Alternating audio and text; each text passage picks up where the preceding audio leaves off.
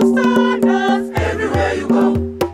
Quality assurance all the time. We are dedicated in service delivery, taking care of your needs. Kebs, the only standard mark for your approval. Kebs, whatever in your sight, you have to get it right. For testing is Kebs, for measurement is Kebs, assessment is Kebs. It is standard for quality lab. The Kenya Bureau of Standards is this year marking 40 years of existence. It was established in 1974, and its main mandate at that time was development of standards and quality control for locally made products. Due to increased trade liberalization, its mandate was expanded to include inspection of imports. For the past 40 years, the institution has been your key partner in ensuring the products you consume are of good quality and safe. Kenya Bureau tumefika.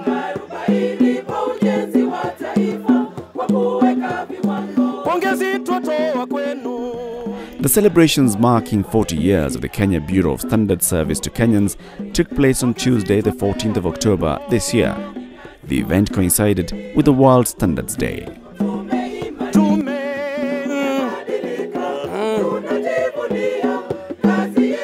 As part of the 40-year celebrations, Kebs launched an SMS functionality that now makes it possible for a consumer to make an inquiry to find out whether a particular item is in Kebs database or not.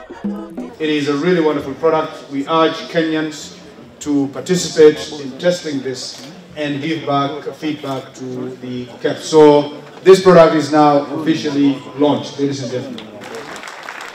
The SMS number is 20023.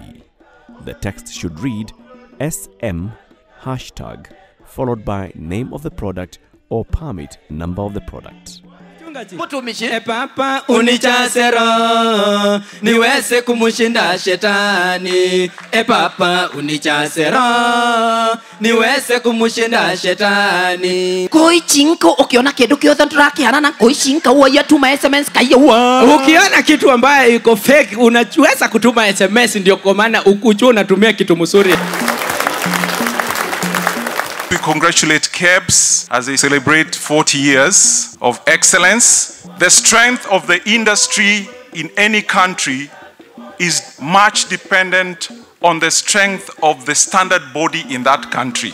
Kebs has been beneficial to industries in terms of conforming to the standard, in terms of increasing our market access to the regions, both local, international and regional market. If there's no conformity, and the standards are not adhered to, in terms of equipment, in terms of products and services, then you are unlikely to attract foreign direct investment. During the celebrations, speaker after speaker highlighted some of the achievements of the institution in the last 40 years and why Kenyans should be keen on standards. Our testing turnaround time now stands at 97% as a result of increased investment and improved processes in our laboratories. We have developed more than 7,900 standards and over 1,200 have been harmonized under the East African community. Our scope currently entails standardization, metrology, and conformity assessment for commodities and services in all sectors of the economy, not only in Kenya, but also in the African region. The challenges and opportunities ahead were highlighted too. Why can't we use our standards to improve the quality? We kill ourselves. We are actually the viruses to ourselves, to our continent. There is so much going on that a good or a product comes from one country, value is added in another country, and it's consumed in the third country. And so whilst making sure that we participate and take a fair share of production of manufactured goods in the world by focusing on building our industrial base, we can only be able to participate in international trade if we are also able to make sure that those goods that are manufactured in our country are of acceptable standards that can be accepted in other markets worldwide. Kwa ujenzi wa taifa.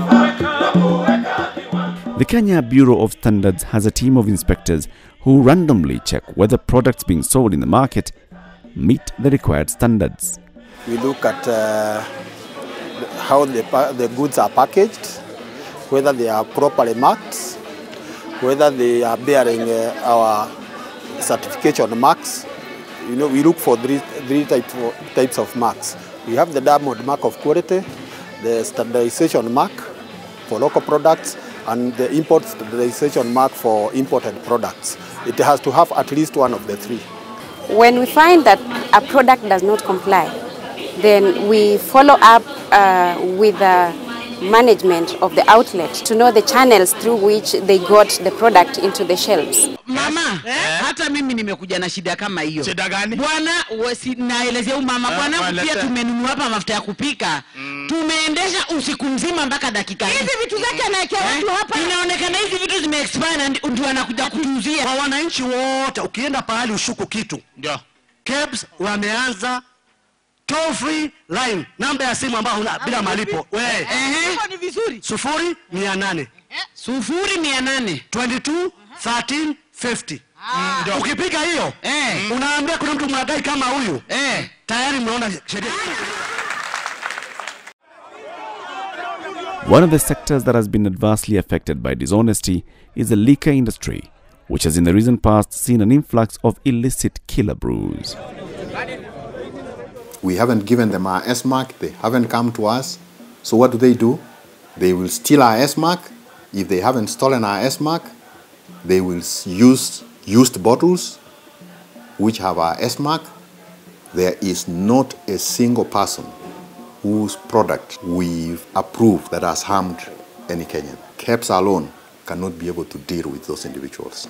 And that's the reason why we now have an intergovernmental committee to deal with this problem. The construction industry is not spared either. You are likely to fall into the trap of buying substandard building materials, for example, reinforcement steel bars. One of the things that we've agreed with the steel sector in this country is that effective January 1, all steel products will be branded, such that when you go into a hardware shop and you buy a Y8, you will know that this Y8 has come from factory XYZ Limited. That way, we will be able to trace the steel products back to the manufacturers. One of the key milestones in Kebs' 40-year journey is investment in testing laboratories. Kebs has put in place state-of-the-art infrastructure. It has specialized laboratories covering food and agricultural products, electrical and electronic, mechanical and civil engineering, as well as GMO, genetically modified organisms, and microbiology laboratories. Besides, there are metrology laboratories which deal with measurements.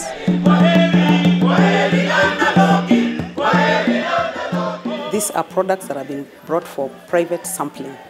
So the customer wants to know the quality of their product. Kebs inspects imported goods that have an impact on health, safety and environment, such as food and agricultural products, chemical products, electrical products, toys and infant wear.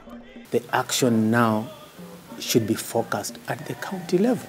That is really where we are going to see the coming up of, for example, the micro and small enterprises springing up. And as they come up, they should be in a position to start embracing standards.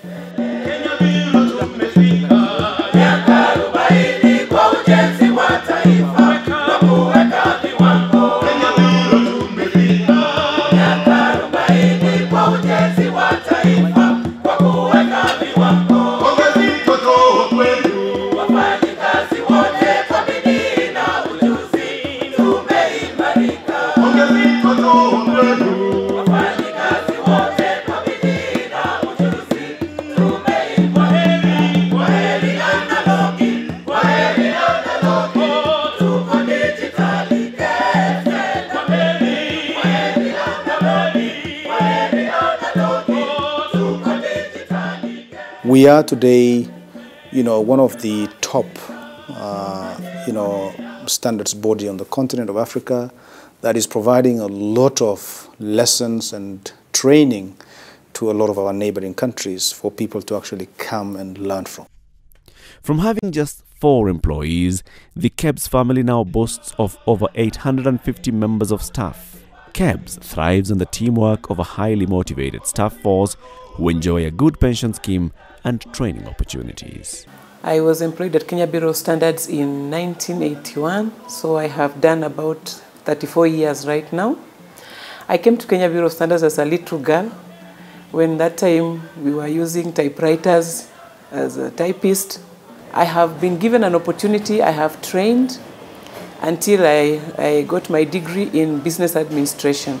I joined this organization in 1978, and I would say Kenya Bureau of Standards is one of the best employers.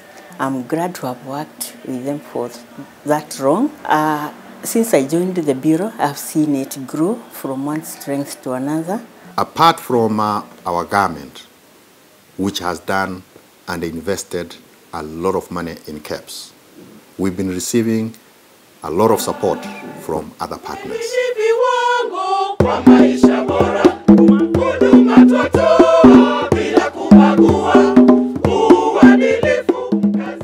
I envision a Kebs that is efficient through use of technology, a Kebs that has staff that is informed and able to articulate the importance of standards, a Kebs that has the necessary facilities to sustain that leading role.